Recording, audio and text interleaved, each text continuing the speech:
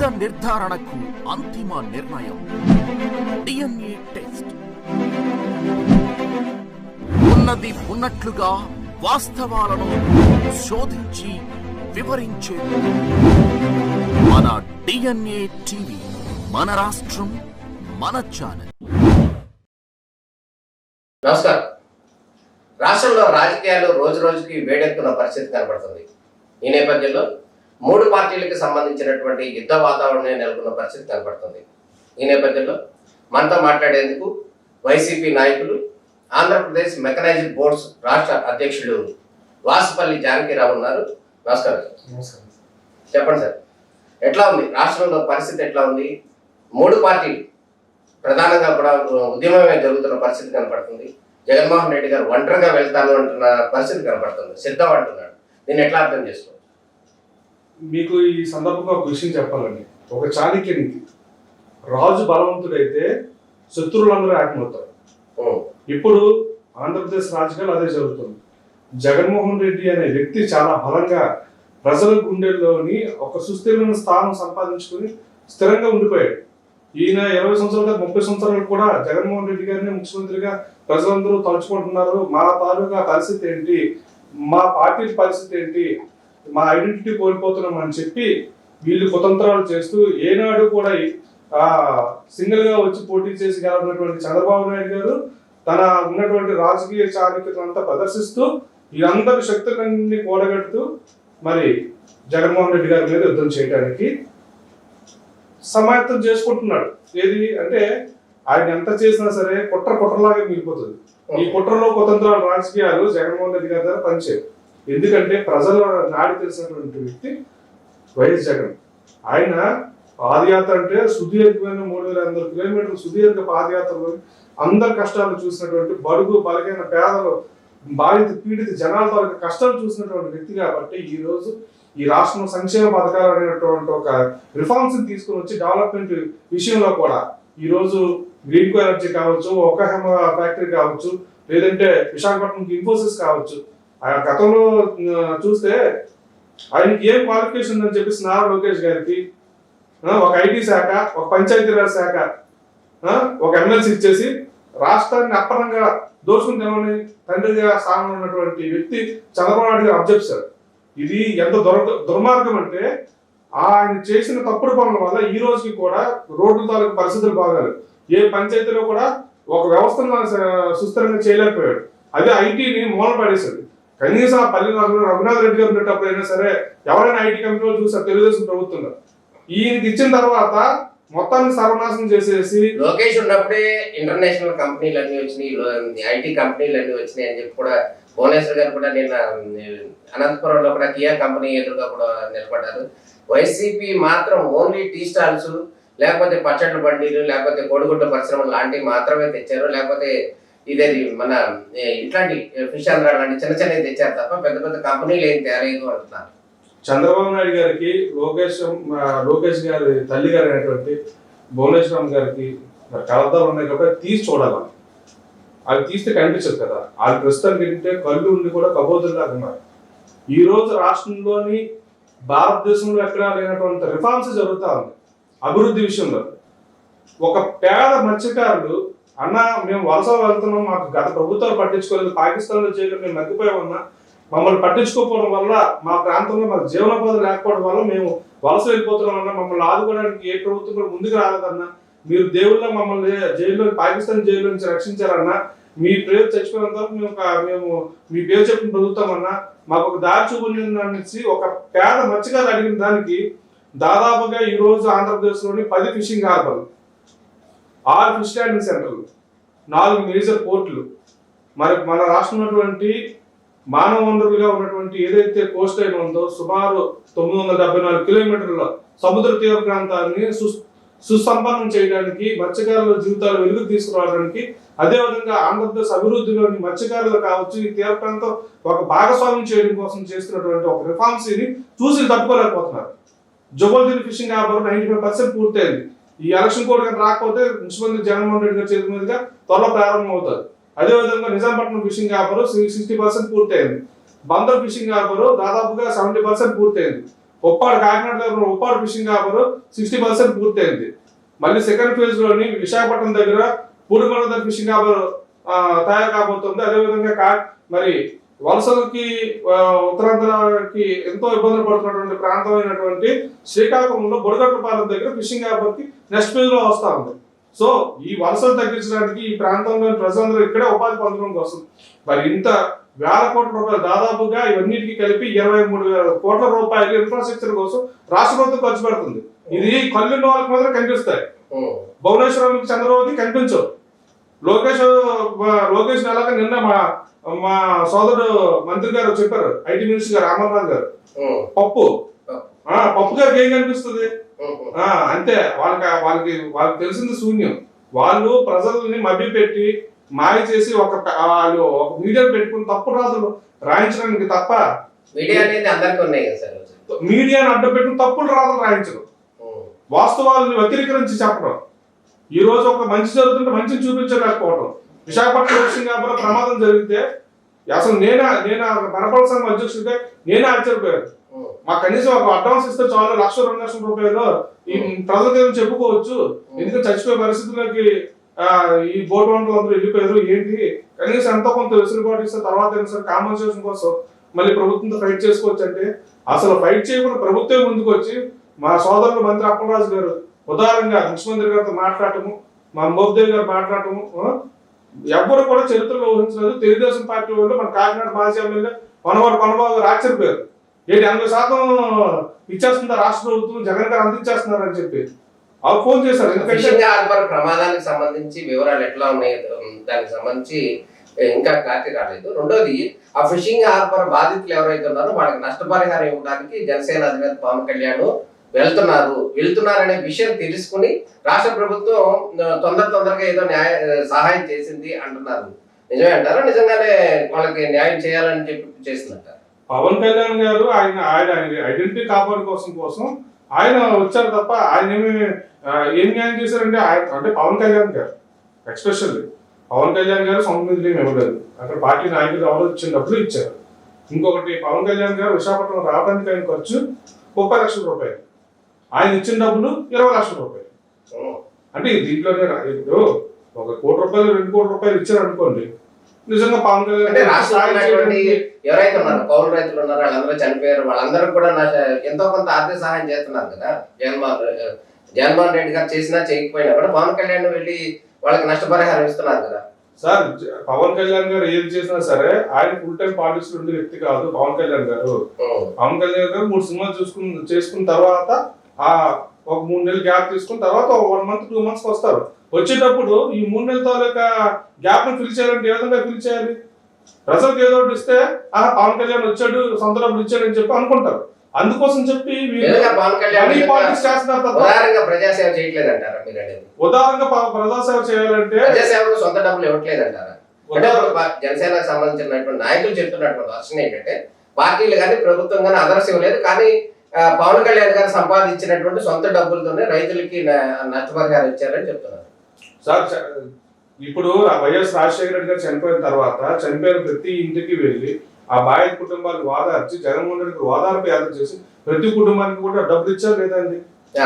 అది రాజకీయాలు ఉండేటప్పుడు ఒక కష్టం వచ్చేటప్పుడు వాళ్ళని ఆదుకోవాల్సిన బాధ్యత ఒక రాజకీయ నాయకులకు ఉండేటప్పుడు వాళ్ళని గుర్తిస్తారు. అందుకని జగన్మోహన్ రెడ్డి గారు ఆ రోజు ఆయన సుదీర్ఘ పాదయాత్ర చేయడము, అంతకుముందు వాదార్పు యాత్ర చేయడము ఇవన్నీ జరిగినాయి. దాంట్లో భాగంగా ఇప్పుడు ఆయన ఒక రోల్ మోడల్ అండి జగన్మోహన్ రెడ్డి గారు. ఎవరు ఏం చేసినా సరే జగన్మోహన్ రెడ్డి గారి తాలూకా ఫిలాసఫీని తీసుకొని వాళ్ళు బతకాలి, వాళ్ళు ఇంప్లిమెంట్ చేసుకోవాలి, వాళ్ళ పార్టీలు నడిపించుకోవాలంటే. ఎందుకంటే గతంలో ఉన్నటువంటి పార్టీలు, సొంత ఫ్యామిలీలో ఉన్న పార్టీలు వైండప్ అయిపోయాయి కదా, దెబ్బలు తగిలాయి కదా. అందుకని చెప్పి మాట అన్నారు ఏంటంటే స్థానిక పార్టీ నేతలు ఇచ్చిన డబ్బులే ఇచ్చాడు కానీ పవన్ కళ్యాణ్ కి సంబంధించినటువంటి డబ్బులు అది పవన్ కళ్యాణ్ గారు చెప్పారు, నేను చెప్పింది కాదు. ఆయన పవన్ కళ్యాణ్ గారు డయాస్ మీద మాట్లాడుతూ ఇక్కడ సమకూర్చిన డబ్బుల్ని మేము ఇస్తున్నాం అని చెప్పేసి, ఎందుకంటే అక్కడ మా హార్బర్ దగ్గర జరిగింది, ప్రత్యక్ష సాక్షిగా నేనే ఉన్నాను. ఏదైనా సరే కష్టాలు ఉన్నటువంటి పేదవాళ్ళకి మత్స్యకారులకి మానవత్వంతో అన్ని పార్టీలు సంఘీభావం తెలియజేశాయి. అందరూ కూడా వచ్చారు, మేము అండగా ఉంటామని చెప్పారు. పవన్ కళ్యాణ్ గారు సహాయం చేశారు. అదేవిధంగా తెలుగుదేశం పార్టీ కూడా పవన్ కళ్యాణ్ గారు అంటే ఎక్కువగానే ఇచ్చింది. ఇవ్వడం అయితే మామూలుగా వాళ్ళు కళాశీలకు కూడా ఇచ్చారు. అంటే దాదాపుగా 400 మంది కారాసులు కూడా ఇచ్చారు. వాళ్ళు ఎంతో కొంత వాళ్ళు కూడా అక్కడ స్థానికంగా మనీ పూలప్ చేసుకున్నారు. నా స్నేహితులు కూడా దానికి ఇచ్చారు. వాళ్ళు ఎవరి పేరు లేదు, పార్టీ కాబట్టి పార్టీ పేరు చెప్పుకుంటారు అంతే. బట్ ప్రభుత్వం ఎంతలా స్పందించింది. గతంలో చంద్రబాబు నాయుడు గారు ఈ చాలా సంవత్సరాలు ముఖ్యమంత్రిగా ఉన్నారు కదా, ప్రమాదాలు జరిగాయి కదా. ఈ రోజుకి కూడా చంద్రబాబు నాయుడు గారు ఇవ్వాల్సిన డబ్బుల కోసం మేము తిరుగుతున్నాం కదా, కాళ్ళు ఎరిపోయేలాగా. దాదాపుగా 3 కోట్ల రూపాయలు ప్రతి ఫిషింగ్ హార్బర్కి కూడా చంద్రబాబు గారి టైంలోని ఈ కాంపన్సేషన్గా ఇది హై స్పీడ్ డీజిల్కి హెచ్ఎస్డి డీజిల్ అంటారు, మేము మా ఫిషింగ్ బోట్స్ అన్నిటికీ ఆ డీజిలే వాడతాం. ఆ డీజిల్కి సంబంధించిన బకాయిలు ఈ రోజుకి కూడా పెండింగ్ ఉన్నాయి. చంద్రబాబు నాయుడు గారి హయాంలో ఉన్నటువంటి బకాయిలు ఈ రోజు రాష్ట్ర ప్రభుత్వం ఇవ్వడానికి ముందుకు వస్తూ ఉంది. సో అప్పుడెప్పుడో చంద్రబాబు నాయుడు గారు చేసినటువంటి బకాయిల అప్పులను కూడా జగన్మోహన్ రెడ్డి గారు ఈ రోజుకు తీరుస్తున్నారు. రేపు పాప ఎలక్షన్కి వెళ్తున్నట్టు అయినా సరే చంద్రబాబు నాయుడు గారు చేసిన పాపాలని ఇతను పాప పరిహారం చేసుకోవడంలో భాగంగా ఎందుకంటే అది ప్రభుత్వం మీద చంద్రబాబు నాయుడు అభివృద్ధి చేశాడు, ఈయన డబ్బులు అంటున్నారు కదా. చంద్రబాబు నాయుడు అభివృద్ధికి డబ్బులు వాడాడు, ఆ డబ్బులు రీసర్క్యులేట్ అయినాయి ఆ నిధులు అనేవి. కానీ జగన్మోహన్ రెడ్డి గారు మాత్రం ఓన్లీ పప్పు బెల్లం లాగా కొన్ని పథకాలకి ఇంత 10,000 5,000 ఇస్తున్నారు. అది నిజమైన అభివృద్ధి, ఇది అభివృద్ధి కాదు అంటున్నారు. అవును, నేను హైదరాబాద్ వెళ్ళి వచ్చా అన్న. నందిగామ దగ్గర నుంచి ఇక్కడ విజయవాడ వరకు ఉన్నటువంటి రోడ్లు చుట్టుపక్కల పొలాలు ఇవన్నీ కూడా ఎవరు హయాంలో ఇన్సైడ్ ట్రేడింగ్ జరిగిందో, ఎవరు హయాంలోని మచిలీపట్నం నుంచి ఇక్కడ వరకు రోడ్డు, అక్కడ ఉత్తరాంధ్ర ఇవ్వాల్సిన రోడ్ల తాలూకా డబ్బులను ఇక్కడ ఏ విధంగా ఇన్సైడ్ ట్రేడింగ్ లో భాగంగా ఇన్వెస్ట్మెంట్లు పెట్టించారో, రాజధాని పేరుతో ఏ విధంగా కోట్లు కొల్లగొట్టారో, రాజధాని పేరు చెప్పి రైతుల దగ్గర భూములు ఏ విధంగా లాక్కున్నారో, ఇవన్నీ కూడా రియల్ ఎస్టేట్ మాఫియా చేసింది చంద్రబాబు. ఎక్కడ అభివృద్ధి జరిగింది చెప్పండి. ఈ రోజు అభివృద్ధి జరిగిందో లేదనడానికి ఆయన కట్టినటువంటి టెంపరీ సెక్రటరియట్ని చూస్తే ఈ రోజు చూస్తే అక్కడ టైల్స్ పగిలిపోయి పలకలు బయటకు వచ్చేస్తున్నాయి. అంతా అంటే చంద్రబాబు నాయుడు టెంపరీ సెక్రటరీ అయినా కట్టాడు, కానీ ఇప్పుడు వచ్చినటువంటి ముఖ్యమంత్రి అసలు కట్టలేదు. ఉన్న రాజధాని ఏదైతే ఉందో ఎన్నికలకు ముందేమో ఇదే రాజధాని అని చెప్పాడు. మళ్ళీ తర్వాత మీ ప్రాంతంగా ఉన్నటువంటి విశాఖపట్నాన్ని ఎగ్జిక్యూటివ్ క్యాపిటల్ అని, మళ్ళీ న్యాయ రాజధానిగా కర్నూలు అని, విజయవాడలో ఉన్న హైదరాబాద్నే మళ్ళీ ప్రస్తుతానికి రాజధానిగా కొనసాగించాలని, ఉమ్మడి రాజధానిగా, మళ్ళీ విజయవాడని అమరావతినే మళ్ళీ న్యాయ రాజధానిగా శాసన రాజధానిగా కొనసాగించాలన్న. అంటే ఈ మొన్నటి వరకు 3 రాజధానులు అన్నారు. ఇప్పుడు 4వ రాజధానిగా హైదరాబాద్ కూడా చేర్చారు. అంటే ఇప్పుడు ఎన్నికల ముందేమో ఇదే రాజధాని అని మళ్ళీ ఇప్పుడు 4 రాజధానులుగా చేసిన దాన్ని మరి మనం ఎట్లా అర్థం చేసుకోవచ్చు? ఇప్పుడు రాష్ట్రానికి ఒక్క రాజధాని కూడా లేదు అని కొన్ని కామెంట్స్ వస్తున్నాయి కదా. ఒకటి ఆలోచించండి సార్, ఈ రోజు ఈ కామెంట్లు రావడానికి ప్రధాన కారకుడు ఎవరు? 2014లోని మనకి బైఫర్కేషన్ జరిగితే విభజన చట్టం ప్రకారము మనకి హైదరాబాద్ 2024 వరకు మనకు రాజధాని. 2024 వరకు ఉన్నటువంటి రాజధాని నువ్వు వదిలేసి నువ్వు ఇక్కడికి ఎందుకు వచ్చావు? అసలు ఇక్కడ ఇన్ఫ్రాస్ట్రక్చర్ డెవలప్ చేసుకుంటే నువ్వు అక్కడ నుండి ఎందుకు పరిపాలన చేయలేదు? ఈ రోజు వరకు మన ఆస్తుల మీద ఉన్నటువంటి క్లారిటీ ఏంటి? ఈ పాపంలో భాగస్వామి ఎవరు? ఈ రాష్ట్రానికి రాజధాని లేకుండా అయిపోయిందంటే దానికి ప్రధాన కారకుడు ఎవరు? ప్రధాన కారకుడు ఈ దుర్మార్గ చర్య చేసినంత కూడా చంద్రబాబు నాయుడు గారే.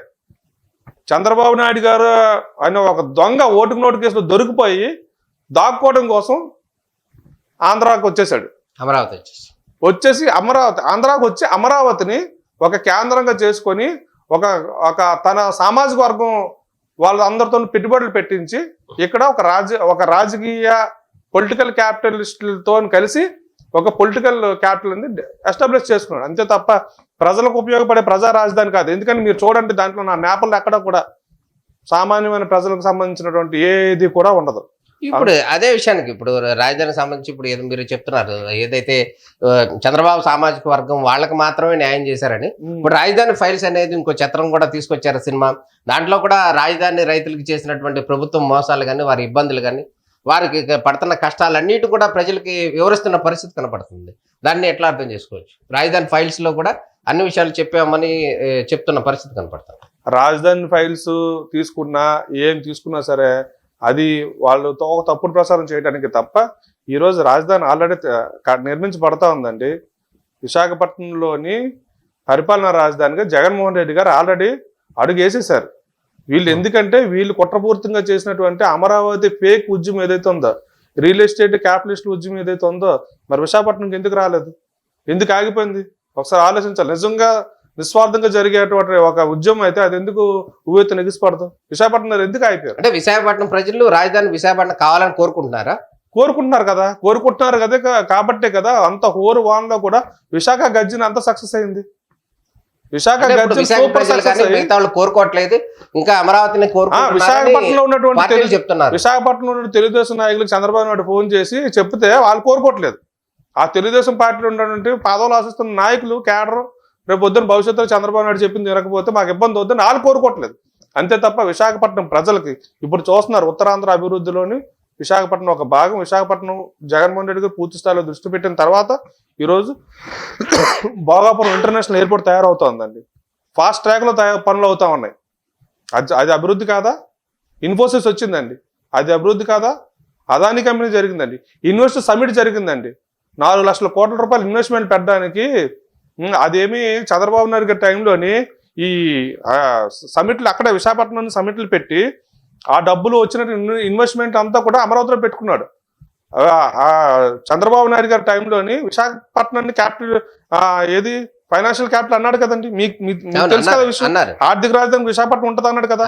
ఆర్థిక రాజధానికి విశాఖపట్నం అనేటప్పుడు విశాఖపట్నానికి అంటే రిజర్వ్ బ్యాంక్ ఇచ్చినటువంటి రిజర్వ్ బ్యాంక్ యూనిట్ ఏదైతే ఉందో కార్యాలయం ఎక్కడ పెట్టాలా? ఫైనాన్షియల్ క్యాపిటల్ పెట్టాలి కదా.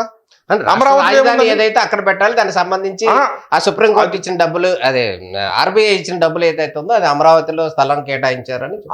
అమరావతిలో ఎందుకు పెట్టాలి? అలాంటప్పుడు దాన్ని ఎందుకు ఆర్థిక రాజధాని అనాలి? నీకేమో నీ మనుషులు నీ సామాజిక వర్గం ఉన్న దగ్గర ఏమో రిజర్వ్ బ్యాంక్ తాలూకా సంస్థలు నువ్వు పెట్టుకొని దాన్నేమో ఆ నోవాటల్ హోటల్లోనే అక్కడ సిమెంట్లు పెట్టుకొని ఆ డబ్బులు ఇన్వెస్ట్మెంట్లు అంతా వస్తే నువ్వు మళ్ళీ అమరావతిలో పెట్టుకోండి. దాన్ని మాత్రం విశాఖపట్నం మాత్రం వాడుకొని వదిలేస్తామన్నమాట.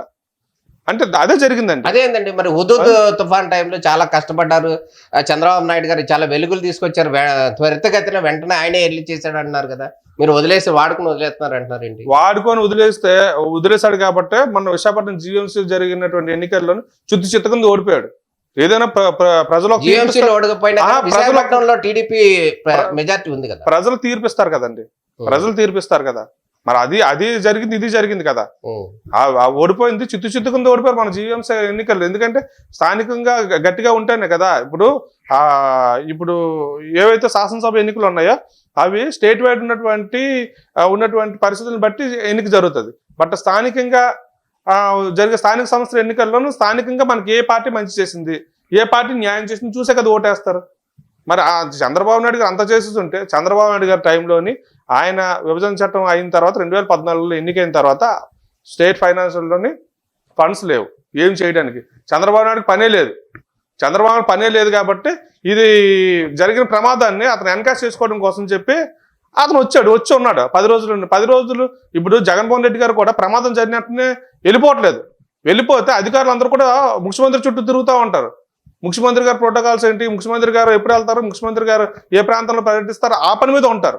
ఈ ప్రజలకు ఉన్నటువంటి ఇబ్బందులు పక్కదారి పడతాయి. చంద్రబాబు నాయుడు గారు అక్కడ ఉండడం వల్ల ప్రజలకి మేం జరిగింది నేనైతే అనుకోవట్లేదు. ఎందుకంటే నేను కూడా విశాఖ వాసినే. ఉదూదులో నేను దెబ్బతిన్న. ఉదూదు లాంటి డిజాస్టర్ జరిగేటప్పుడు స్వయంగా దేశ ప్రధానమంత్రి వచ్చారండి. ప్రధానమంత్రి వచ్చి ఆర్థిక సాయం ప్రకటించారు. ఆర్థిక సాయం ప్రకటించిన తర్వాత దాని తర్వాత ప్రపంచ బ్యాంక్ నిధులు వచ్చినాయి. దాని తర్వాత స్మార్ట్ సిటీ ఫండ్స్ వచ్చాయి.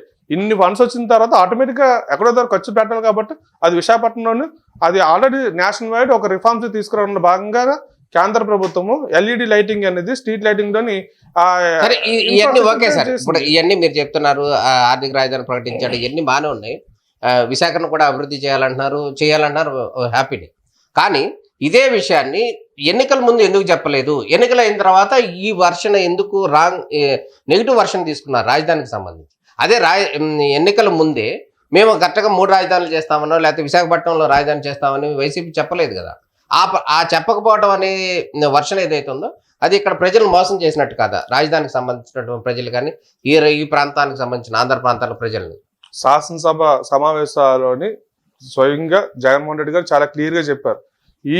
ఈ రాజధాని ఏదైతే పెట్టారో ఇది శ్రీకృష్ణ కమిటీకి కానీ ఉన్నటువంటి శివరామకృష్ణ కమిటీకి కానీ ఇవన్నిటికీ పూర్తిగా వ్యతిరేకంగా ఇక్కడ రాష్ట్ర ప్రభుత్వం తీసుకున్న నిర్ణయాలు ఇది నారాయణ గారితో కమిటీ చేసి ఆయన స్వలాభం కోసం ఆయన ప్లానింగ్ లో భాగంగా ఒక సిఆర్డిఏ చట్టం తీసుకుని వచ్చి ఇక్కడ చేస్తున్నారు తప్ప ఇది ప్రజలకు ఆమోదయోగ్యమైంది కాదని చెప్పి ఆయన చెప్పారంటే ప్రజల తాలూకా ఆయన ప్రతిపక్ష నాయకుడు ఆయన ఆల్రెడీ వినిపించారు. అంటే మా ప్రభుత్వం వచ్చిన తర్వాత మా ఆలోచన విధానం వేరేగా ఉంటుంది, ప్రజలకు ఏదైతే ఆలోచన అవసరం ఉందో వాళ్ళ తాలూకా కష్టాలు ఏ విధంగా అయితే తీరుతాయో దాని ప్రకారం మేము ముందుకెళ్తాం. అసెంబ్లీలో ఇక్కడే రాజధాని ఉంటది అని చెప్పిన వాయిస్ సోషల్ మీడియాలో ఇంకా రన్ అవుతుంది.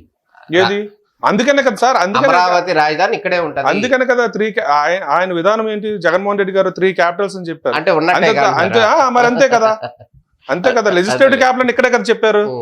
కర్నూలుని న్యాయ రాజధాని చెప్పారు కదా, అక్కడ పరిపాలనా రాజధాని ఎగ్జిక్యూటివ్ క్యాపిటల్ విశాఖపట్నం అని చెప్పారు. ఆయన ఏదైతే జగన్మోహన్ రెడ్డి గారు తప్పుడు మాటలు మాట్లాడరండి, జరగలేనటువంటి కమిట్మెంట్స్ ఎవరు చాలా స్ట్రేట్ ఫార్వర్డ్ గా ఉంటారు. ఎందుకంటే మా సామాజిక వర్గానికి సంబంధించిన విషయం ఒకటి చెప్పాలి ఈ సందర్భం కన్నా.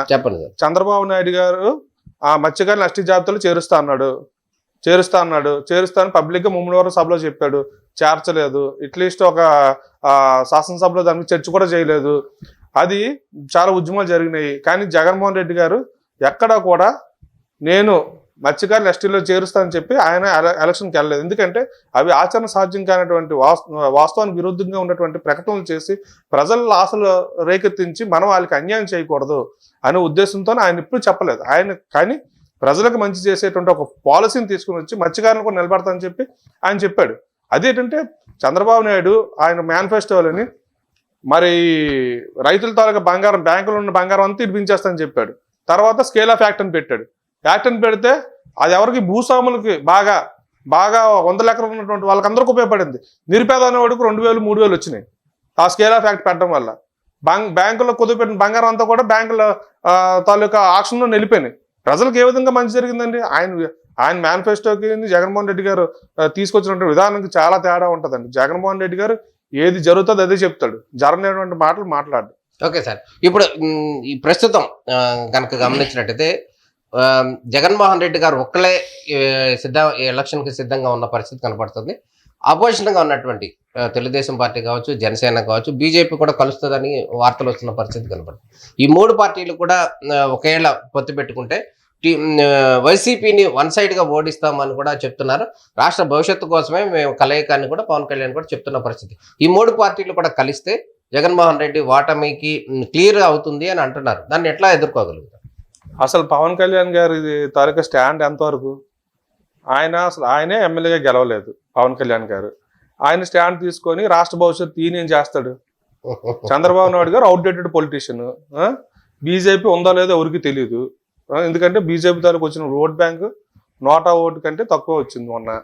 మరి వీళ్ళ ముగ్గురు కలిపి ఏం చేస్తారు? మళ్ళీ మనమాట అడుగుతున్నాను. జగన్మోహన్ రెడ్డి ఒక బలమైన శక్తిని ఎదుర్కోవడం కోసం కుట్రలో భాగంగా ఇదందరూ రాజకీయ ఎత్తుగడలు వేసుకుంటూ ముందుకు వెళ్తున్నారు. ఆల్రెడీ జగన్మోహన్ రెడ్డి గారు వైనాట్ 175 ఒక స్టాండ్ ఉంది. వైనాట్ కుప్పంలో కూడా ఒక మత్స్యకారిని పెట్టి గెలబోతున్నారు చంద్రబాబు నాయుడు గారి మీద. భరత్ అనే ఎమ్మెల్సీని పెట్టి గెలబోతుంది సీటు. మీరు రాసి పెట్టుకోండి. జగన్మోహన్ రెడ్డి గారి స్ట్రాటజీ అట్లా ఉంది.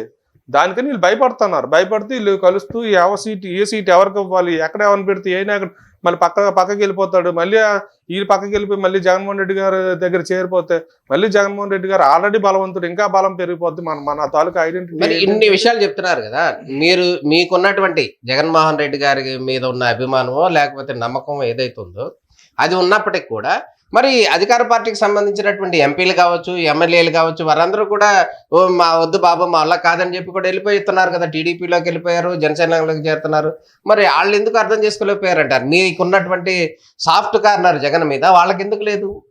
ఎవరైనా వెళ్ళిపోతున్నారంటే జగన్మోహన్ రెడ్డి గారిని వ్యక్తిగతంగా అనుకోను కదా. అక్కడ స్థానికంగా ఉన్నటువంటి సమీకరణాలు నచ్చక లేకపోతే స్థానిక ఉన్నటువంటి నాయకులతో పొసక్క వెళ్ళిపోతున్నారు తప్ప జగన్మోహన్ రెడ్డి గారు ప్రతి ఒక్కరికి కూడా ఎవరికైనా సీట్లు సర్దుబాట్లు చేసేటప్పుడు ఏదైనా చేంజెస్ ఉన్నా కూడా అన్న ఇక్కడ నీ తాలూకు గ్రాఫ్ ఎట్లా ఉందన్న, ఇది యథార్థవాది లోక విరోధి అంటారు కదండి. జగన్మోహన్ రెడ్డి గారు వాస్తవం మాట్లాడుతున్నారు, అది వాళ్ళు జీర్ణించుకోలేకపోతున్నారు. జగన్మోహన్ రెడ్డి అంటే మా కోసం ఎలా చెప్పడం? ఎందుకంటే పిల్లి కాళ్ళు మూసుకొని పాలు తాగుతున్నట్టుగానే వాళ్ళు ఒక మిజ్జీలో ఉన్నారు. మేము చేసేది కరెక్ట్ అనేది. అన్న నువ్వు చేసేది బాగానే ఉంది నీ వరకు, కానీ ప్రజలు ఎట్లా అనుకుంటారు అన్న, కాబట్టి ఇక్కడ వేరే వాళ్ళకి మనం అవకాశం ఇద్దాము, నీకు మన ప్రభుత్వం మళ్ళీ వస్తుంది, మళ్ళీ నీకు ఎప్పుడైనా మీరు ఈ రాష్ట్ర చరిత్రలో ఒకటి గమనించండి, మంత్రుల్ని సగంలోని క్యాబినెట్ మళ్ళీ విస్తీర్ణం చేసి వాళ్ళందరికీ తీసేసి మళ్ళీ కొత్త వాళ్ళని ఇవ్వడం అనేది ఎప్పుడైనా ఈ చేంజెస్ ఎప్పుడైనా జరిగినాయా? 2.5 years పెట్టి ఎవరైనా గట్స్ తోని గతంలో ఉన్నటువంటి ముఖ్యమంత్రి ఎవరైనా చేయగలిగారు? అది పోనీ చేసిన తర్వాత 2.5 సంవత్సరాల తర్వాత మారిస్తే ఒక్కలైనా సరే బయటకు వెళ్ళారా మాకు అన్యాయం జరిగిపోయిందని చెప్పి? జగన్మోహన్ రెడ్డి గారు ఏమి నిర్ణయం తీసుకున్నా కూడా ఎవరిని ఇబ్బంది పెట్టకుండా, వాళ్ళ మనసులను బాధ పెట్టకుండా జరిగినటువంటి వాస్తవ పరిస్థితిని వివరిస్తున్నారు. దాన్ని జీర్ణించుకోలేక వాళ్ళ తాలూకు ఐడెంటిటీ కోల్పోతున్నామని, లేకపోతే వాస్తవాలు తెలిస్తే మమ్మల్ని ఎలాగంటున్నారు వాళ్ళు అలాగ అనుకొని ఆత్మ న్యూనత భావం ఉంటుంది కదా, ఇన్సెక్యూరిటీతో ఫీల్ అయ్యి వేరే పార్టీలోకి వెళ్ళిపోవడం జరుగుతుంది తప్ప నిజంగా జగన్మోహన్ రెడ్డి గారిని ప్రత్యక్షంగా దగ్గరగా చూసినటువంటి వ్యక్తులు ఎవ్వరు కూడా చనిపోయినంత వరకు కూడా జగన్మోహన్ రెడ్డి గారిని వదలరండి. That kind of personality he's Jaganmohan Reddy. అంటే ఇప్పుడు ఈ వెళ్ళే ఎంపీలు కానీ లేకపోతే ఎమ్మెల్యేలు కానీ ఓన్లీ స్థానికంగా ఉన్నటువంటి పరిస్థితులు బట్టి వెళ్ళారు అంటారు. అంతే అది దాంట్లో ఇంకా నో డౌట్ అట్ ఆల్. అంతే. ఓకే, ఇప్పుడు మీరు చెప్తున్నటువంటి వర్షన్ గతంలో ఉన్నటువంటి జగన్మోహన్ రెడ్డికి ఉన్నటువంటి బలాలు ఏవైతే ఉన్నాయో ఫ్యామిలీ పరంగా కానీ ఇతర విషయాలు కానీ ఉన్నాయి, తల్లి కానీ చెల్లి కానీ బావ కానీ గతంలో వీళ్ళందరూ కూడా ఆయనకు సపోర్ట్గా ఉన్న పరిస్థితి కనుక ఇప్పుడు వాళ్ళందరూ కూడా లేరు కదా, మరి ఇప్పుడు అంతకంటే బలం ఎట్లా ఉంటుందని మనం అనుకోవచ్చు. ఇప్పుడు చెల్లి ఆల్రెడీ వేరే పార్టీలో ఉంది, తల్లి కూడా వచ్చి మళ్ళీ మద్దతు ఇస్తున్న పరిస్థితి కనపడట్లేదు, మరి బావ కూడా ఆటోమేటిక్గా వేరే పార్టీలో ఉన్నారు. మరి గతంలో వీళ్ళందరూ కూడా వన్ సైడ్గా మద్దతు ఇచ్చారు, ఆయన జైల్లోకి వెళ్ళినప్పుడు కూడా వీళ్ళందరూ రోడ్ల మీదకి చేశారు ఉద్యమాలు. మరి ఇప్పుడు ఆ పరిస్థితి లేదు కదా, వాళ్లే సొంత పార్టీ కుటుంబానికి సంబంధించిన వాళ్లే జగన్మోహన్ రెడ్డిని నమ్మట్లేదు అంటున్నారు. మీరు ఒకటి నిశ్చితంగా గమనిస్తే శర్మలమ్మ గారు హైదరాబాద్కి వెళ్ళి తెలంగాణలోని వైఎస్ఆర్ గారి పేరు మీద ఒక పార్టీ పెట్టుకున్నారు. అది పార్టీ పెట్టేటప్పుడే జగన్మోహన్ రెడ్డి గారు ఆ విషయాన్ని వ్యతిరేకించడం జరిగింది. మనం అక్కడికి వెళ్ళి పార్టీ పెట్టడం నాన్నగారి పేరు మీద కరెక్ట్ కాదేమో ఆలోచించని చెప్పి ఆమె ఒంటెద్దు పోకట్లతో వెళ్ళింది. అక్కడ ఏ విధంగా ఫెయిల్ అయ్యింది అనేది తెలిసిన విషయమే. ఒకసారి ఫెయిల్యూర్ వచ్చిన తర్వాత దాన్ని మళ్ళీ దిగమింగుకొని మళ్ళీ రీస్టార్ట్ అవ్వాలంటే ఎవరికైనా ఇబ్బంది. మళ్ళీ ఆవిడ ఐడెంటిటీ కాపాడుకోవాలి. మా అన్నలాగా నేను ఎందుకు పాలిటిక్స్లో, ఎందుకని నేను కూడా పాదయాత్ర చేశాను, నాకు కూడా ప్రజల్లో ఆదరాభిమానులు ఉన్నాయి కదా, నన్ను ఎందుకు ప్రజలు స్వీకరించరు అని ఒక ఆలోచన ఆమెకి ఉంది. అక్కడ ఫెయిల్ అయినా సరే నేను మళ్ళీ నాన్నగారి పేరు మీద ఇక్కడ మళ్ళీ ప్రయత్నం చేస్తామని చెప్పి ఏ కాంగ్రెస్ పార్టీ వల్ల అయితే ఇబ్బందులు పడ్డారో అదొక దుర్మార్గమైనటువంటి చర్య. అది ఆ పార్టీలోకి వెళ్లకుండా మళ్ళీ ఆమె సొంతంగా ఏదైనా ఆలోచన చేస్తే బాగుండదు. కానీ ప్రజలందరూ చీకొట్టి ఈ రాష్ట్రాన్ని అధోగతి పాలు చేసినటువంటి కాంగ్రెస్ పార్టీ పంచన చేరి మళ్ళీ ఈ రోజు ఆమె మాట్లాడుతున్న మాటలని ప్రజలందరూ కూడా చేదరించుకుంటున్నారు అయిష్టంగా. అదే పార్టీ రాజశేఖర రెడ్డి గారిని సీఎం చేసింది కాబట్టి వాళ్ళు మా తండ్రి గారు పెట్టిన పార్టీ, ఆయన ఉన్న పార్టీ, ఆయన సీఎం ఉన్న పార్టీ కాబట్టి నేను వెళ్ళాను షర్మిల గారు. అదే రాజశేఖర రెడ్డి గారు ఆ పార్టీ చేసింది, కానీ ఆ పార్టీని బ్రతికించింది ఎవరు? అంపసాయి మీద ఉన్నటువంటి కాంగ్రెస్ పార్టీని బ్రతికించింది ఎవరు? రాజశేఖర రెడ్డి గారు. రాజశేఖర రెడ్డి గారు అంత త్యాగం చేశాడు కాబట్టి ఆయన్ని ముఖ్యమంత్రిగా చేసింది తప్పనిసరి పరిస్థితుల్లో. అది ఆయన కష్టం మీద నిలబెట్టినటువంటి పార్టీ కాంగ్రెస్ పార్టీ. ఆయన కాంగ్రెస్ పార్టీ వల్ల ఆయన మనుగడ సాధించింది కాదు, ఆయన వల్ల కాంగ్రెస్ పార్టీ మనుగడ సాధించింది. దాన్ని ఆవిడ ఇప్పుడు హైడ్ చేస్తుంది. ఆ రోజు మాట్లాడేటప్పుడు ఆమె పాదయాత్ర చేసేటప్పుడు మరి ఆ మాటలో ఎందుకు మాట్లాడలేదు? ఓవరాల్ గా కనుక గమనించినట్టయితే జగన్మోహన్ రెడ్డి గారు బీసీలకు కానీ ఎస్సీలకు కూడా అన్యాయం చేశాడు అని చెప్తున్నటువంటి వర్షన్, దీన్ని ఎట్లా అర్థం చేసుకోవచ్చు? బీసీ ఎస్టీ మైనార్టీల సంక్షేమం కోసం కట్టుబడిన ప్రభుత్వం ఏదైనా ఉంది అంటే గనక ఒక రాజ్యాధికారంగా వాళ్ళందరికీ ఒక నాయకత్వ పటిమని ఇచ్చి వాళ్ళందరూ నిలబెట్టినటువంటి పార్టీ ఏదైనా ఉందంటే వైఎస్ఆర్ కాంగ్రెస్ పార్టీ అండి. ఈరోజు విశాఖపట్నంలో విఎంఆర్డీఏ చైర్మన్ గత ప్రభుత్వంలో 5 సంవత్సరాలు చంద్రబాబు నాయుడు గారు ఉన్నారు చైర్మన్ గాని. ఈరోజు జగన్మోహన్ రెడ్డి గారు ఒక బీసీ మహిళని విఎంఆర్డీఏ చైర్మన్ గా పెట్టారు. అదేవిధంగా మరి ఈ విజయవాడ ఈ మహానగరపాలక సంస్థ దీనికి మేయర్ ఎవరండి? లేడీ, ఆవిడ బీసీ కదా. అదేవిధంగా మరి విశాఖపట్నం నగరపాలక సంస్థ జీవీఎంసీకి మేయర్ ఎవరండి? లేడీ, బీసీ సామాజిక వర్గం, యాదవ్ సామాజిక వర్గం. ఇలాగ బీసీలకి రాజ్యాధికారం ఇచ్చి వాళ్ళందరినీ లీడర్లు చేసి అనేక కార్పొరేషన్లు పెట్టి నామినేటెడ్ పోస్టులు అన్నీ కూడా ఫిల్ చేసి అందరికీ కూడా న్యాయబద్ధంగా పదవులు ఇచ్చి వాళ్ళందరికీ కూడా రాజకీయంగా పరిపక్వతతో పాటు ఒక నాయకత్వాన్ని కూడా సృష్టించినటువంటి వ్యక్తి. అంటే వాళ్ళు నువ్వు రాజకీయాల్లో తిరిగి ఏం చేసావంటే నేను రాజకీయాల్లో తిరిగి నేను ఈ పదవి పొందాను, ఈ రాష్ట్ర ప్రభుత్వం నన్ను గుర్తించిందని చెప్పే విధంగా ఆయన ఇచ్చినటువంటి పదవులు ఈరోజు బడుగు బలహీన వర్గాలు అన్ని సామాజిక వర్గాల్లో కూడా ఆ నాయకత్వం పెరిగిందండి. అదేవిధంగా వాళ్ళ సంక్షేమానికి నవరత్నాలతో పాటు అనేక ఆయన చెప్పి మేనిఫెస్టోలో పెట్టినవే కాకుండా చెప్పలేని కూడా అమలు చేస్తూ ఈరోజు సంక్షేమంలో ముందుకు తీసుకెళ్తా ఉన్నారు. అదేవిధంగా అభివృద్ధిలో ముందుకు వెళ్తా ఉంది. దీన్ని చూసి ఇక్కడ చూసినటువంటి ఫ్లైఓవర్ ఉంది కదండి, దుర్గమ్మ ఫ్లైఓవర్, అదేవిధంగా విశాఖపట్నంలోని ఎన్ఏడి దగ్గర ఫ్లైఓవర్, విశాఖపట్నం మెట్రో కూడా స్టార్ట్ కాబోతుంది. ఇవన్నీ కూడా అభివృద్ధిలో భాగంగా జరిగినవే కదా. చంద్రబాబు నాయుడు గారి టైంలో మొదలుపెట్టి వదిలేసినవే కదా. చంద్రబాబు అప్పుడు అనుమతులు వచ్చినాయి, ఆ తర్వాత అనుమతులు కేంద్ర అనుమతులు అన్నీ వచ్చినాయి, తర్వాత ప్రాసెస్ అయిందంటున్నారు. ఫైనల్ గా ఎవరు హయాం హైటెక్ సిటీ చంద్రబాబు నాయుడు టైంలో కట్టింది జనార్దన్ రెడ్డి గారు ఫౌండేషన్ వేసిందా నేను చెప్పుకోవట్లేదా? ఐటీ నేను తెచ్చాను అంటలేదా? ఒక బిల్డింగ్ కట్టేసి ఐటీ నేను తెచ్చాను అంటున్నాడు కదా. మరి అది అతను అనేది ఏమో కరెక్ట్, అతను చేస్తేనేమో సంసారం, ఇంకొకరు చేస్తేనే ఇంకొకట తప్పండి. అది కరెక్ట్ కాదు. జగన్మోహన్ రెడ్డి గారు చిత్తశుద్ధితో ప్రజల పక్షాన్ని పనిచేస్తా ఉన్నాడు. ఆయన అనుక్షణం కూడా ప్రజలు ఏ విధంగా, ఎందుకంటే మా హార్బర్ ఇన్సిడెంటే అసలు ఎవరు ఊహించలేదు. 7,11,00,000 స్పాట్లోని 3 రోజుల్లో కాంపెన్సేషన్ ఇచ్చి వాళ్ళ జీవితాన్ని నిలబెట్టేశాడండి. ఎల్జీ పాలిమర్స్ విషయంలోని ఎల్జీ పాలిమర్స్ లో అంత దుర్ఘటన జరిగితే ఏ నాయకుడు వచ్చారు చెప్పండి విశాఖపట్నంకి? అంతకంటే ఘోరాలు జరగవు. ఆ దుర్ఘటన జరగడానికి కూడా కారణమే వైసీపీకి సంబంధించిన కొంతమంది వ్యక్తులు అంటున్నారు కదా. అది ఏంటి ఫ్యాక్టరీలో ప్రమాదం జరిగితే వైసీపీకి సంబంధించి అందులో వైసీపీకి సంబంధించిన లిక్కర్ అక్కడ తయారవుతుంది, ఆ టమ్ములో ప్రమాదం జరిగింది అంటున్నారు. లాక్డౌన్ టైంలో ఎల్జీ పాలిమర్స్ అనేది ఒక లిక్విడ్స్, అన్నిటికీ సంబంధించిన లిక్విడ్స్, అన్ని ఫ్యాక్టరీలకు సంబంధించినటువంటి లిక్విడ్స్ తయారు చేస్తుంది. అది ఫ్రిడ్జ్ లో వాడతారు, ఎయిర్ కండిషనర్స్ లో వాడతారు, అన్నింటిలో వాడతారు. దానికి లిక్కర్కి సంబంధం ఏంటి అసలు? అంటే లిక్కర్ యూనిట్లు పెట్టుకున్నారు. సరే, లిక్కర్ అంటే ఒక వచ్చింది గతంలో ఎన్నికల సందర్భంలో కూడా పూర్తిగా మద్యపానం నిషేధం చేస్తా అన్నాడు. అదేవిధంగా ఈ టీచర్లకు సంబంధించినటువంటి హామీలు ఇచ్చాడు.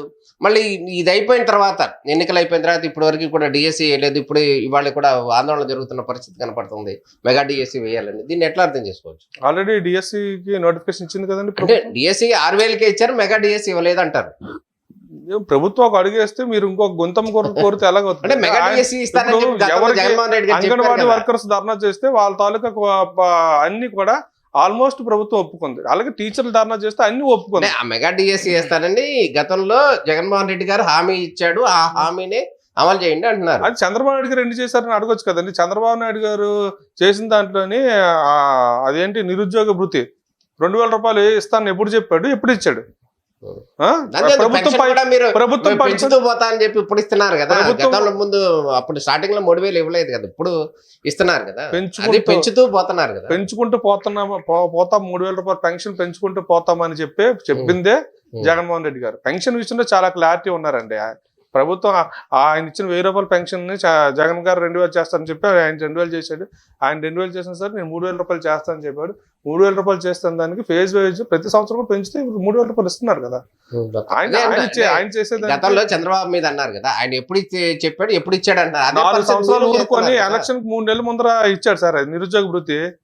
బాబు వస్తే జాబ్ వస్తుంది అన్నారు సార్. బాబు వచ్చిన తర్వాత విద్యార్థులందరూ ఉపాధి లేక బెకార్లు అయిపోయారు సార్ రాష్ట్రంలోని. రాష్ట్రంలోని వలసలు వెళ్ళిపోయారు సార్. మా ఫ్యామిలీలోని వలసలు వెళ్ళిపోయి ఉన్నారు సార్. ఆయన కోసం చెప్తారేంటి అసలు? బాబు వస్తే అష్టదరిద్రాలు మరి ఆంధ్రాలో ఉన్నట్టే. బాబు కాలు మోపుతా అలా ఉంటది. ఏం కరోనా వచ్చింది, ఈ కరోనా పాండమిక్ లో బాబు ఎక్కడ కనిపించాడు? జగన్మోహన్ రెడ్డి ఈ రోజు వాలంటీర్ వ్యవస్థను తీసుకుని వచ్చి వాలంటీర్లు అందరూ కూడా వాళ్ళ ప్రాణాలు తెగించి వాళ్ళందరూ కూడా ఎంతో మంది పాటలు మోసారు సార్, సవాళ్ళు మోసారు సార్. వాళ్ళు వాలంటీర్లు అంటే నిజంగా సేవకులు అనే దానికి వాళ్ళ ప్రత్యక్ష ఉదాహరణగా జగన్మోహన్ రెడ్డి ప్రభుత్వంకి వాళ్ళని అండగా నిలబడ్డారు. అదేంటి సేవ అంటే? ఎక్కడ కనిపించారు వీళ్ళందరూ? ప్రజల కష్టాలు ఉండేటప్పుడు పవన్ కళ్యాణ్ గారు ఎక్కడ ఉన్నారు, ఈ చంద్రబాబు నాయుడు గారు ఎక్కడ ఉన్నారు, మరి మన పప్పు గారు లోకేష్ గారు ఎక్కడ ఉన్నారు, వీళ్ళందరూ ఎక్కడ ఉన్నారు అసలు? మరి అప్పుడు కనిపించిన వాళ్ళు ఈ రోజు మళ్ళీ వచ్చి సిగ్గులు లేకుండా ఓట్లు అడుగుతున్నారు. మేము అందరం కలిసిపోయి ఏం ఉద్ధరించేస్తారండి వీళ్ళు? ప్రజల కష్టాలు ఉండేటప్పుడు దేశం అంతా కూడా అన్నమో రామచంద్ర అని చెప్పి అంత గగ్గోలు పెట్టేసే పరిస్థితి ఉండేటప్పుడు వీళ్ళు అసలు రాష్ట్రంలో అడుగు పెట్టకుండానా ఇప్పుడు వచ్చేసి ఓట్లు అడుక్కుంటున్నారు వీళ్ళు. అది వీళ్ళు ఓట్ బ్యాంక్ పాలిటిక్స్ చేస్తున్నారు తప్ప ప్రజల తాలూకు సంక్షేమం, ప్రజల తాలూకు కష్టాలు చూసే సూపర్ పరిస్థితి సిక్స్ అని లేదు. అనౌన్స్ చేశారు కదా, ఈ 6 సూపర్ పథకాలు సిక్స్ ఇచ్చేత ఖచ్చితంగా ఉచితానికి సంబంధించినటువంటి హామీలు కూడా ఇస్తున్నారు కదా అసలు టీడీపీ జనసేన కలిసి. టీడీపీ పార్టీ ఎట్లా పుట్టిందో మనం ఒకటి ఆలోచించుకుంటే, కాంగ్రెస్ పార్టీ విధానాలు ఏవైతే ఉన్నాయో అవి నచ్చక 1983లోని ఎన్టీ రామారావు గారు స్వయంగా తెలుగుదేశం పార్టీని స్థాపించాడు. అంటే దేనికి? కాంగ్రెస్ పార్టీ విధానాలకు వ్యతిరేకంగా. వీళ్ళు ఏం చేస్తున్నారు?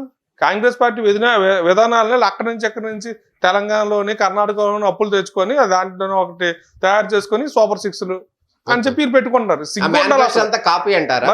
కాపీ పేస్ట్ కదా అది, సిగ్గుండాలి అసలు. అది పెట్టుకొని అలా చెప్పుకోవాలంటే. ఎందుకంటే ఆ విధానాలకు వ్యతిరేకంగా పుట్టిన పార్టీ తెలుగుదేశం పార్టీ. ఈ రోజు ఆ మామకి చంద్రబాబు వెన్నుపోటు పొడిచేసి పార్టీని మళ్ళీ తీసుకుని వెళ్ళి కాంగ్రెస్ పార్టీలో కలిపేస్తే అవసరం అయితే కూడా 3 పార్టీలు ఏకంగా కాంగ్రెస్ పార్టీతో కూడా పొత్తు పెట్టేసుకుంటారు. లాస్ట్ పొత్తు పెట్టుకుంటారు కదా. లాస్ట్ టైం 2014 ఎలక్షన్ పొత్తు వెళ్ళాడు కదా. అంతే, పొత్తులతో వెళ్ళిపోతారు ఎక్కడికైనా సరే. పొత్తు లేకుండా ఆయన ఏమీ చేయలేడు. ఓకే, ఫైనల్ గా చెప్పండి సార్. ఇప్పుడు ఎగ్జిక్యూటివ్ గా క్యాపిటల్ గా ఉంటున్నటువంటి విశాఖపట్నంలో దానికి సంబంధించినటువంటి ఏర్పాట్లు చకచకా జరుగుతున్నాయి అని కూడా అక్కడ కొంతమంది చెప్తున్నటువంటి పరిస్థితి. అక్కడ నిజంగా అక్కడ సిచ్యువేషన్ ఎట్లా ఉందంటారు? దానికి రాజధానికి సంబంధించినటువంటి ఏర్పాట్లు జరుగుతున్నాయి. జగన్మోహన్ రెడ్డి గారు ఏదైతే వెనుకబడే ప్రాంతం ఉందో ఉత్తరాంధ్రను ఆదుకోవడానికి వచ్చినటువంటి దేవుడు లాంటి వ్యక్తి, అది అందరికీ తెలుసు.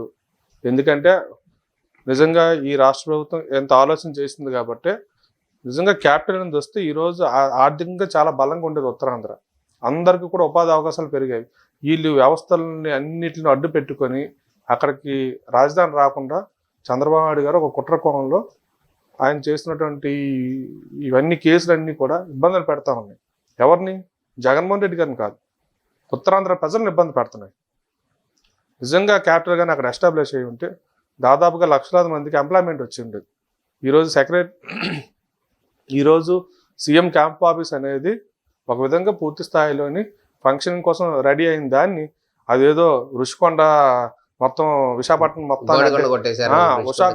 మొత్తాన్ని రుషికొండే కాపాడేస్తుంది. రుషికొండ వెనకాదున్నటువంటి కొండల్ని కమ్మలు అందరూ అనకూడదు కానీ, ఒక సామాజిక వర్గం పేరు చెప్పి అనకూడదు కానీ దోపిడీ చేశారండి. మత్స్యకారుల భూములన్నీ దోపిడీ చేశారు. తీర ప్రాంతంలో ఉండేది ఎవరండి? మత్స్యకారులే కదా. మా బతుకులను కొట్టేసిన వాళ్ళండి వీళ్ళందరూ.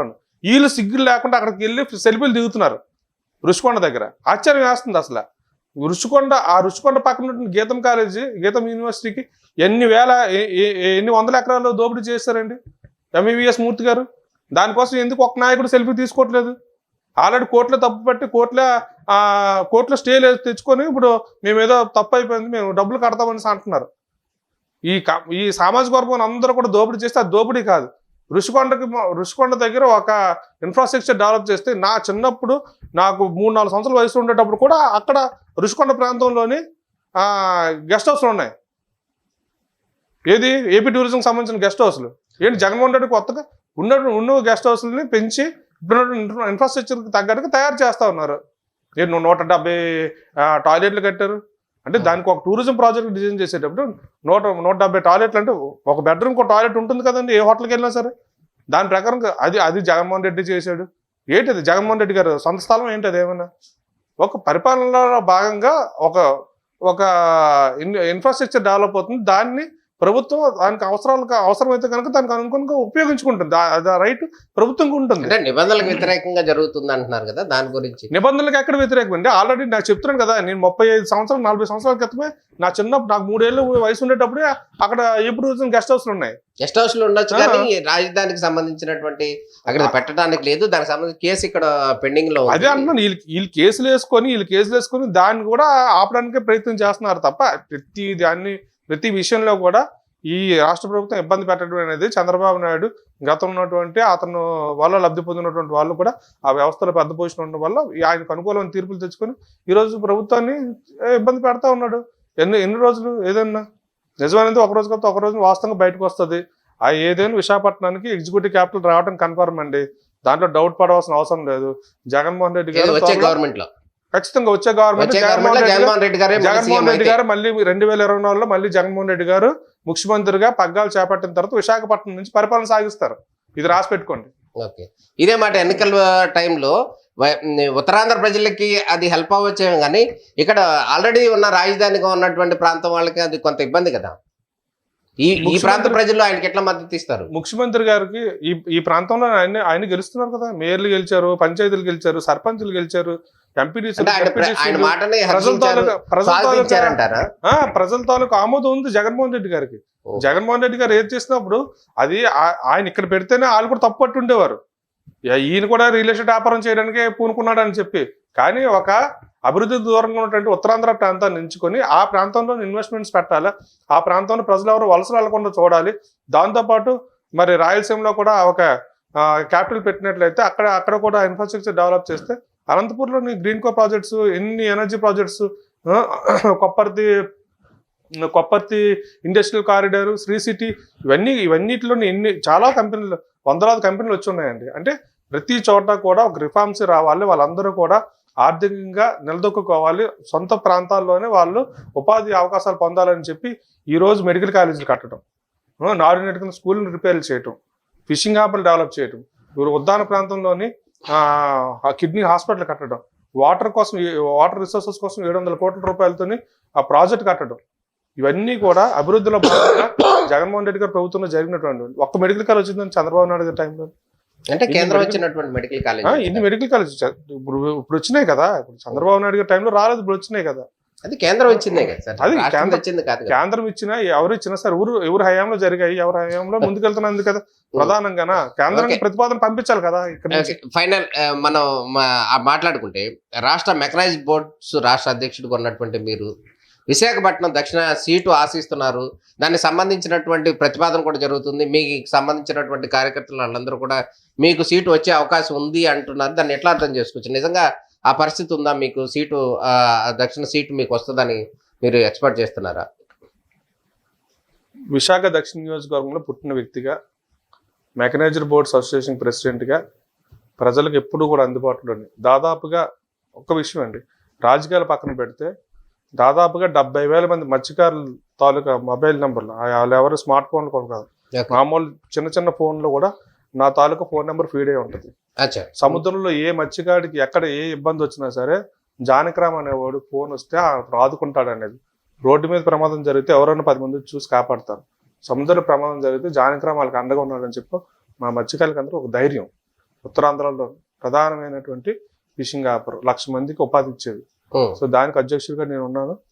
ప్రజలందరికీ ఎప్పుడు కూడా సేవ చేస్తూ, ఇలాగే నాకు తెలియని వ్యక్తుల కోసం నేను పాకిస్తాన్ బోర్డర్ వరకు వెళ్ళి వాళ్ళు తీసుకుని రావడం జరిగింది. దేనికి వెళ్ళారండి పాకిస్తాన్ మీరు? ఉత్తరాంధ్ర నుంచి వలసలు వెళ్ళిపోయినటువంటి మత్స్యకారులు అక్కడ వేరావాళ్ళ దగ్గర, గుజరాత్ వేరావాళ్ళ దగ్గర వేట చేస్తూ ప్రమాదవశాత్తు పాకిస్తాన్ కోస్ట్ గార్డ్ చిక్కుకుంటే వాళ్ళు దాదాపుగా 14 నెలలు జైల్లో ఉంటే వాళ్ళ కోసం నేను ప్రయత్నం చేసి, ఆ రోజు జగన్మోహన్ రెడ్డి గారు కూడా ఈ పాదయాత్ర చేస్తూ కూడా ఆ కుటుంబాలకు భరోసా ఇచ్చి వాళ్ళందరినీ కూడా విడుదల చేయిస్తామని చెప్పి ఒక భరోసా ఇచ్చారు. జగన్మోహన్ రెడ్డి గారు మాటనే శిరోధారిగా నేను తీసుకొని ఒక కార్యకర్తగా, ఒక సామాన్య కార్యకర్తగా దానికోసం విజయసాయి రెడ్డి గారిని పట్టుకొని, ఎంపీలందరినీ పట్టుకొని ప్రయత్నం చేసి ఎన్ని రకాల ప్రయత్నాలు చేశానో మీడియాలో అందరికీ తెలిసిన విషయమే. ఫైనల్గా వాళ్ళందరినీ కూడా పాకిస్తాన్ జైలు నుంచి రావడం అనేది ఒక చరిత్ర. ఎంతమంది తీసుకొచ్చారు సార్ మీరు? 22 మంది మత్స్యకారులు విడుదల చేయించామండి. అదేవిధంగా బంగ్లాదేశ్ నుంచి కూడా 63 మంది మత్స్యకారులు విడుదల చేయించాను. బంగ్లాదేశ్ లో 3 నెలలు ఉన్నాను, ఢిల్లీలో 4 నెలలు ఉన్నాను వీళ్ళు విడుదల కోసం అని చెప్పి. దీనికోసం చెప్పి అందరూ కూడా తినేటువంటి పేదవాళ్ళండి. పేదల పక్షాన్ని ఎప్పుడు పనిచేస్తాము. మన ఫిషింగ్ హార్బర్ లో జరిగిన ప్రమాదం కూడా మీకు తెలుసు. దాదాపుగా 4 రోజుల పాటు అసలు ఇంటికి కూడా వెళ్ళలేదు, అక్కడే ఉన్నాను. అక్కడే ఉండి వాళ్ళకి మంచి జరిగిన తర్వాతనే నేను అమ్మయ్య పని అయింది, ఏదో ప్రభుత్వం ఆదుకుందని చెప్పి, అంటే ప్రజల కోసం అనుక్షణం నిరంతరం పనిచేస్తూ ఉంటాను. అతని కులం ఏంటని, అతని మతం ఏంటని, అతను ఏ ప్రాంతం చూసే వ్యక్తిని నేను కాదు. సేవ చేశాను కాబట్టి ఈరోజు ముఖ్యమంత్రి గారు నన్ను గుర్తించారు. మా కుటుంబంకి రాజశేఖర రెడ్డి గారితో దాదాపుగా 25-30 సంవత్సరాల అనుబంధం ఉన్నటువంటి కుటుంబం. మా మామగారికి 2003లోనే వేలాది మంది మత్స్యకారుల సాక్షిగా అప్పుడు విశాఖ 1, అది విశాఖ దక్షిణ ఇప్పుడు అయ్యింది. విశాఖ 1 సీట్ ని నీలకంఠంకి, మా మామగారి పేరు నీలకంఠం, ఆయనకు ప్రకటిస్తుందని చెప్పి బహిరంగ సభలో రాజశేఖర రెడ్డి గారు చెప్పారు. అప్పుడున్నటువంటి కాంగ్రెస్ పార్టీ పరిస్థితుల ప్రకారం అవ్వలేదు. మళ్ళీ 20 ఏళ్ళ తర్వాత మళ్ళీ నేను ఏ ఐడెంటిటీ కూడా లేకుండా జగన్మోహన్ రెడ్డి దగ్గర ఒక కార్యకర్తగా పనిచేస్తూ ప్రజల పక్షాన్ని నిలబడుతూ ఈరోజు మెకనైజ్డ్ బోట్స్ ప్రెసిడెంట్గా కావచ్చు, విశాఖ మహానగరంలోని ఒక నాయకుడిగా కావచ్చు నిలబడడం జరిగింది. అది ముఖ్యమంత్రి గారి కుటుంబంతో మాకున్నటువంటి అనుబంధం. 2024 ఎన్నికల్లో నాకు విశాఖ దక్షిణ నియోజకవర్గం సీట్ వస్తుందని చెప్పి నా ఆశ కాదు, మా ప్రాంత మత్స్యకారులందరూ కోరిక కూడా అదే.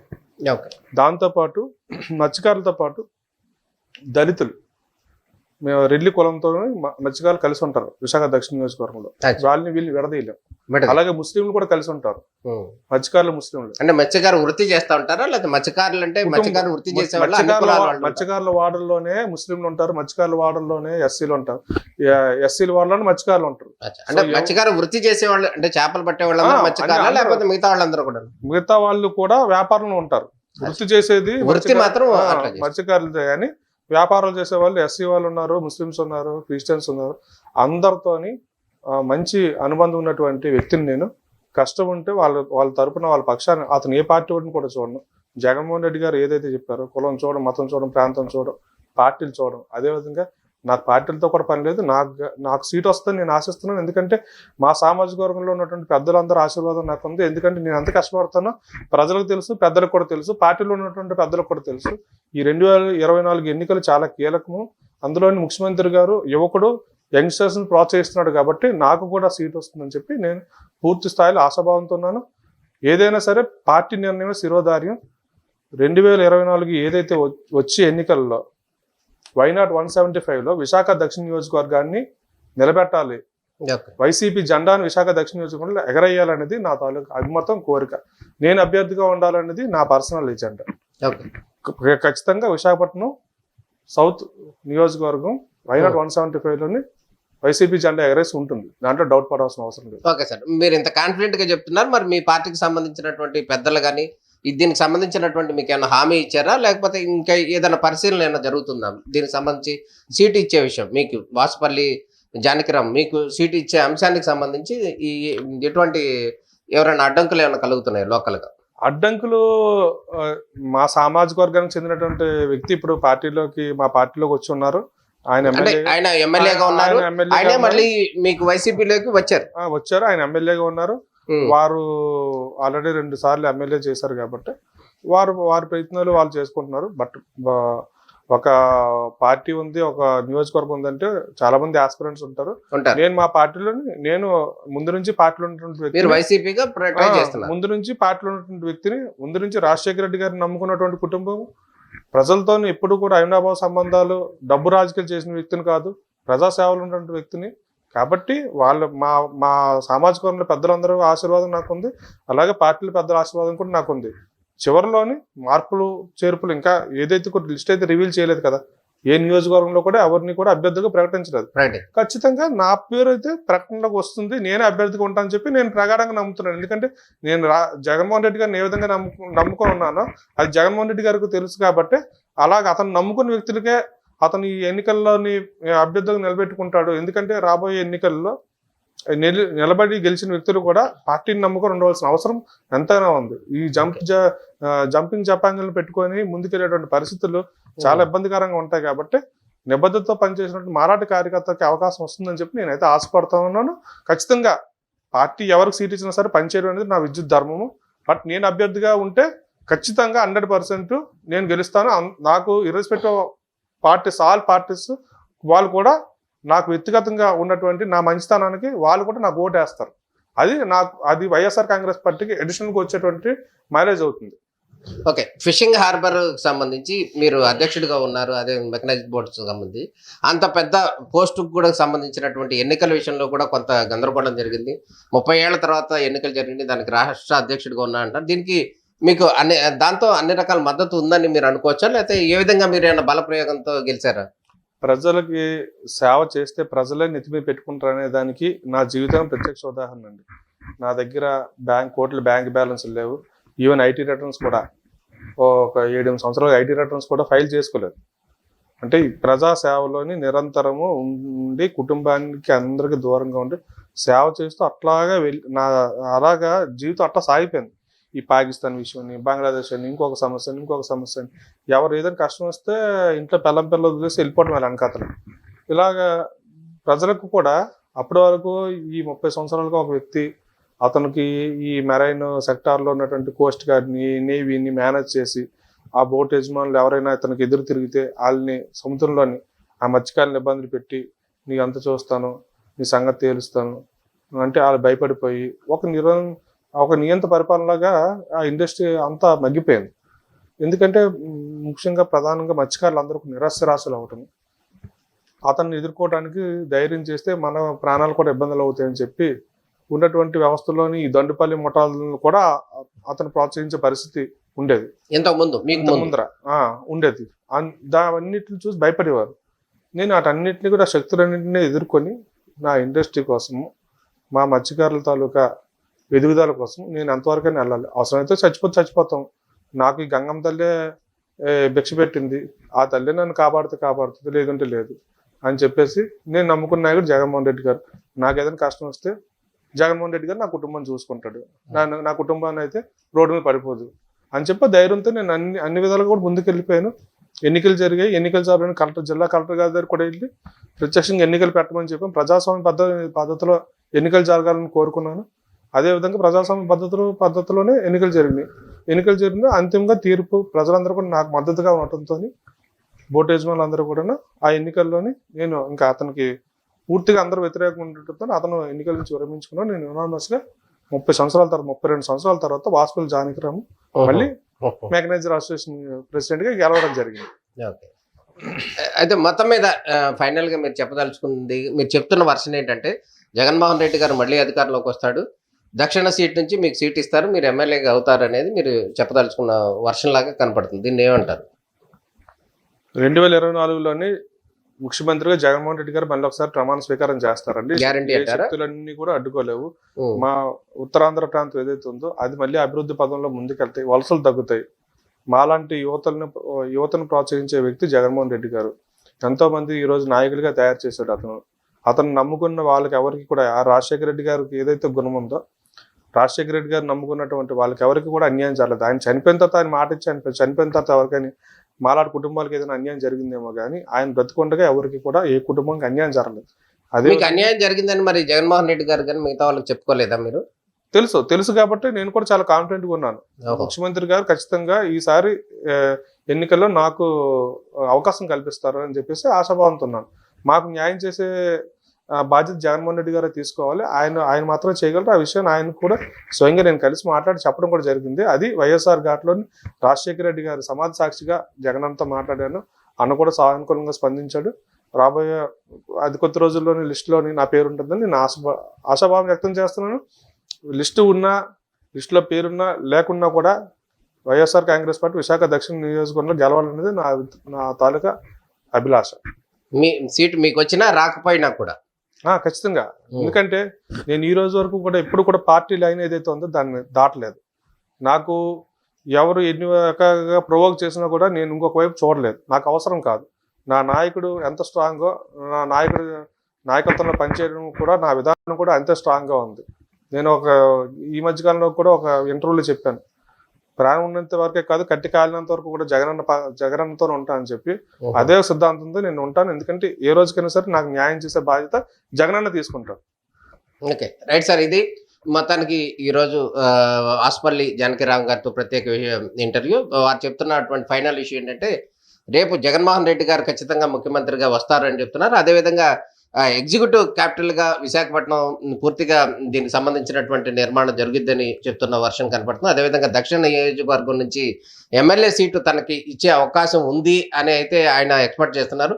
ఒకవేళ రాకపోయినా కూడా ఆ పార్టీకి క్రమశిక్షణ కార్యకర్తగా పనిచేస్తానని చెప్తున్నటువంటి వర్షం. ఇది వాసుపల్లి జానకిరామ్ గారితో ప్రత్యేక ఇంటర్వ్యూ. నమస్తే.